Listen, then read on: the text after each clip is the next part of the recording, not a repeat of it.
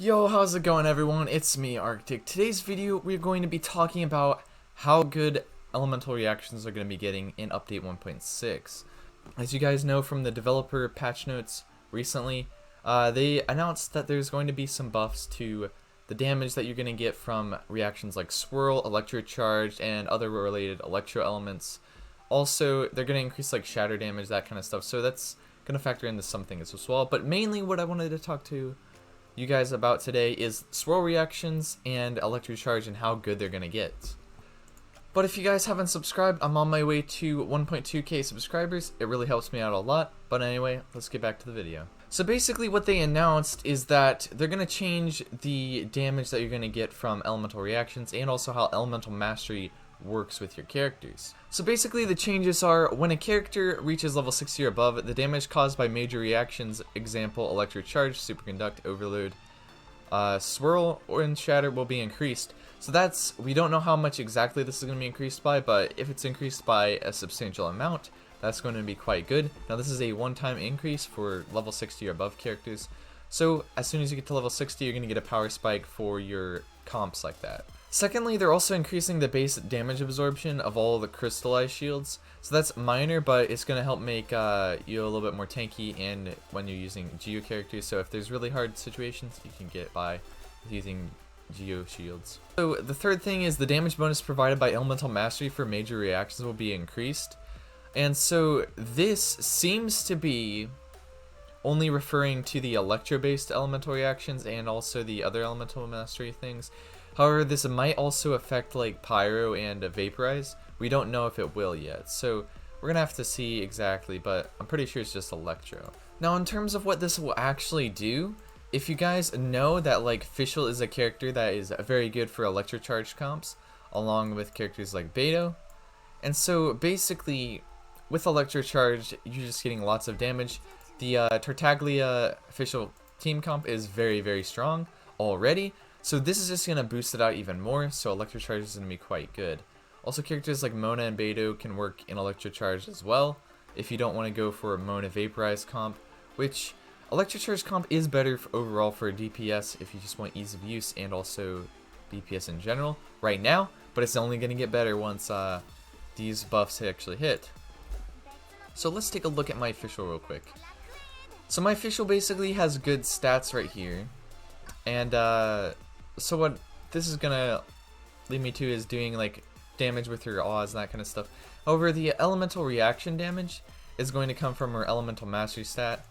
And so basically right now I'm getting an extra 72% damage increase to my overload, superconduct, electro charge, and shatter damage. But it's also being increased since I'm above level 60, and I'm also gonna get some extra damage percent basically on my electro charge when the new buffs come out. Now also swirl reactions are going to be increased by a whole lot for characters like Sucrose and Venti. You're going to be constantly swirling and it's going to be quite good. With characters like Jean, you're not necessarily swirling as much, but it is going to be a power spike to just swap in damage. But yeah, swirl is also going to be increased by a lot, and that leads me to believe that Kazuha is actually going to be probably one of the best sub DPS characters in the game. Similar to how good Xingqiu is, just for constant damage. So if you like have a Kazuha in your team, his elemental mastery that he gets from his ascension is actually going to be quite a bit in terms of how much swirl damage he's going to get.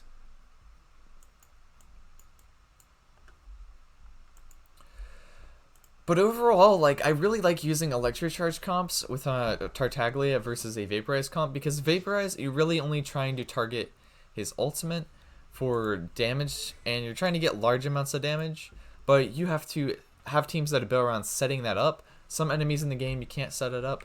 Electro Charged overall does basically damage against any team comp in the game pretty much, because Electro is a relatively neutral element along with like Anemo and Geo. They're still relatively neutral. Also, the great thing about using Electro Charged and using like a Zhongli is that it's going to decrease both the Hydro damage and the Electro damage from the Electro Charge reaction. So basically you're going to get some extra damage resistance if you're using a Zhongli. You also can use a Viridescent set on an Anemo character. So basically what you're going for is constant DPS from like a Tartaglia and official, or you can use like a Xingqiu and a Beidou, and that's how you would do it with that. So like like Xingqiu, Beidou, or a Keqing in Xingqiu, that can also work. But basically, Zhongli's pillar isn't really going to interrupt Electro Charge just because it happens so often. Yeah, that's basically it I wanted to talk about the Electro Charge team comps. They're going to be extremely good when 1.6 comes out. And so I've been starting to work on my own Electro Charge comp with Tartaglia, because it's quite epic already. And all my characters are built like garbage at the moment. But if you guys enjoyed the video, remember to subscribe. I'm trying to get to 1.2k subscribers. I also just recently got monetized, so it's going pretty good. So anyway, I'll see you guys next time. Farewell. Everybody stand back! Midnight fantastic! Lights out! Shudder!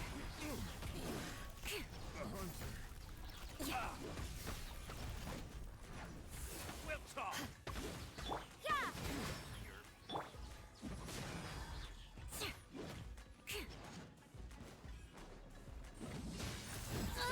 Vengeance will be mine!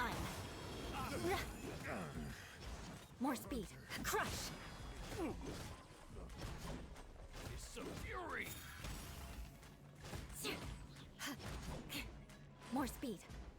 Rack and ruin! I'm going in! As you wish. Punishment!